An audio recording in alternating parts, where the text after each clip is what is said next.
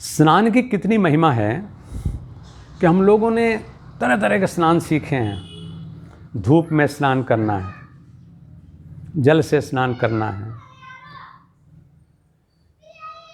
घृत से स्नान करना है, दही से स्नान करना है, शहद से स्नान करना है, सर्वौषध से स्नान करना है। और स्नान सही मायने में वो है जो हमें आनंद सागर में डुबकी लगाने का मौका दे और हम आनंद में स्नान करें, आनंद सागर में डूब रहें, ऐसा हम चाहते हैं। और स्नान की महिमा इतनी बड़ी कि मैंने आयुर्वेद का उदाहरण आपको अपने पिछले एक एपिसोड में दिया कि उसमें स्नान का महत्व बताया गया। यहाँ तक कि हमारे कुछ तो पर्व भी स्नान के लिए समर्पित हो गए। पूर्णिमा का स्नान, अमावस्या का स्नान, गंगा स्नान, गढ़गंगा का स्नान, जो अपने आप में एक अलग पर्व है पूरा का पूरा। और ऐसे ही जो बहुत ज़्यादा प्रसिद्ध स्नान है वो है कार्तिक स्नान। और कार्तिक स्नान पूरे महीने चलता है, इसलिए कि हम सही मायने में आनंद को प्राप्त कर सकें। पहला आनंद शारीरिक ही है। जब शरीर से हम स्वस्थ हो जाएं, तब हम फिर अर्थ की बात सोचते हैं कि माया हो हमारे घर में। लेकिन इस कार्तिक स्नान में पूरे महीने जो व्यक्ति सुबह उठ करके ताज़े पानी से स्नान करता है, तो उसको शीत ऋतु में जो संभावित रोग हैं, चाहे वो श्वास संबंधी हैं, चाहे वो रक्त संबंधी हैं, चाहे वो त्वचा संबंधी हैं या शीत संबंधी हैं, उनसे वो बचा रहता है। और इसमें दो बातें, क्योंकि ये जो पूरा महीना है कार्तिक स्नान का, सारे पर्व इसमें आते हैं कार्तिक के महीने में ही, और आप उनको सेलिब्रेट करते हैं। लेकिन इसमें हमारी जीवनी शक्ति बढ़ती है, क्योंकि अगर हम कार्तिक स्नान नहीं करते, यानी कार्तिक में अपने स्वास्थ्य का ध्यान नहीं रखते, तो फिर सर्दी में कुछ न कुछ छुटर पुटर समस्याएं होती रहती हैं, स्वास्थ्य की खतरा देने वाली।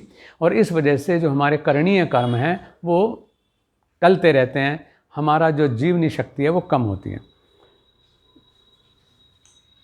क्योंकि परमात्मा के जो अनेक रूप हैं, वो सृष्टि करता है, वो पालन करता है, वो संघरता भी है, यानी लय और ध्यान की अवस्था में ले जाने वाला है, पहुंचाने वाला है।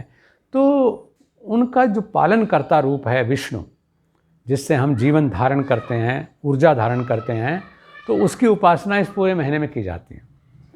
और आप एक चीज़ कमाल की देखें कि जितने भी हमारी ये दिव्य शक्तियाँ हैं, चाहे वो विष्णु हैं, चाहे वो शिव हैं, चाहे गणपति हैं, उनको जो भोग लगने वाले हैं वो भी इसलिए बताए जाते हैं कि वो भोग उस मौसम में मनुष्य के लिए हितकर हैं। भोग का मतलब आहार से है। वे हम तरह तरह से भोग लेते हैं इस मौसम में, क्योंकि विष्णु की उपासना है, तो उनको जो भोग लगता है वो आंवला का और तुलसी का लगता है। इम्यूनिटी को बढ़ाने में, आयरन की कमी पूर्ति करने में, कैल्शियम की पूर्ति करने में, विटामिन सी की पूर्ति करने में, और सबसे बड़ी चीज़ है एंटीबायोटिक क्षमता बढ़ाने में। हमारे ये दोनों आहार बहुत इम्पॉर्टेंट हैं। तो हम इनका प्रयोग करें और फिर जो स्नान किस तरह से किया जाए उसको हम सीखें, वो हम इस श्रृंखला में चर्चा करेंगे। और उससे भी ज़्यादा महत्वपूर्ण चीज़ है कि इस महीने से, क्योंकि शीत ने दस्तक दे दी है, तो हम धीरे धीरे पांव पसारते हुए ठंड से दो चार होने के लिए, उससे अपने आप को जूझने के लिए कैसे तैयार करें। क्योंकि जैसे ठंड बढ़ेगी वैसे हमारी क्षमता भी बढ़नी चाहिए, और जब ठंड पूरी पराकाष्ठा पर होगी उस समय हम क्या करें, उसके लिए भी हमें तैयार होना चाहिए। तो पूरे कार्तिक महीने में कौन सा प्राणायाम किया जाए, उसके बाद फिर कौन सा प्राणायाम किया जाए, और जिस समय भयंकर शीत होगी तब हम किस प्रकार से प्राणायाम के द्वारा अपने आप को संभावित रोगों से बचा करके अपने ऊर्जा स्तर को कैसे बढ़ाए रख सकते हैं और कैसे अपनी स्वास्थ्य और शांति को बनाए रख सकते हैं, इस पर हम इस पूरी श्रृंखला में चर्चा करेंगे। प्रयास ये होना चाहिए कि आप आधा अधूरा ना देखें, क्योंकि आधी अधूरी बात अगर हम करेंगे या सुनेंगे तो उससे आधा अधूरा ही सीखेंगे, और आधा अधूरा little knowledge is dangerous thing. कि हमने मान लिया सीधे भस्त्रिका प्राणायाम वाला एपिसोड देख लिया और भस्त्रिका से शुरू कर दिया, फिर बाद में कहेंगे कि साहब मेरी तो नक्सीर फूट गई, कोई कहेगा मेरा बीपी बढ़ गया। तो इच्छा ये है कि शिकायत का मौका न मिले, ठीक से सीखें, सही से दत्तचित्त होकर के अभ्यास करें और फिर उसका पूरा लाभ लेते हुए अपनी जो योग साधना है उसको अबाध गति से जारी रखें। क्योंकि जो बीमारियां हैं, जो मौसम के बदलाव हैं, ये प्राय ऐसी परिस्थिति पैदा कर देते हैं कि हमारा कुछ ना कुछ साधना क्रम टूट जाता है। और आप अक्सर कह देते हैं कि जी बस फिर बहुत ठंड शुरू हो गई थी तो मैंने फिर अभ्यास छोड़ दिया, क्योंकि उस समय जो है बाहर निकलना संभव नहीं, हम आश्रम नहीं आ पाए, हम जो है जिम्नेजियम में नहीं जा पाए, तो विंटर्स में तो फॉग भी बहुत ज़्यादा हो जाता है, इसलिए ऑक्सीजन लेवल भी बहुत कम हो जाता है, तो हम छोड़ देते हैं अभ्यास। फिर गर्मी में जब थोड़ा मौसम खुल जाएगा तब शुरू करेंगे। यानी हम हमेशा बिगिनर ही बने रह जाते हैं।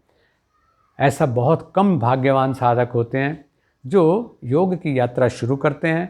तो कोई भी ऐसी विषमता, चाहे वो मौसम को लेकर के है, चाहे वो सामाजिक और पारिवारिक परिस्थिति को लेकर के है, या अन्य चुनौतियों को लेकर के है, वो उनके रास्ते आड़े नहीं आती हैं।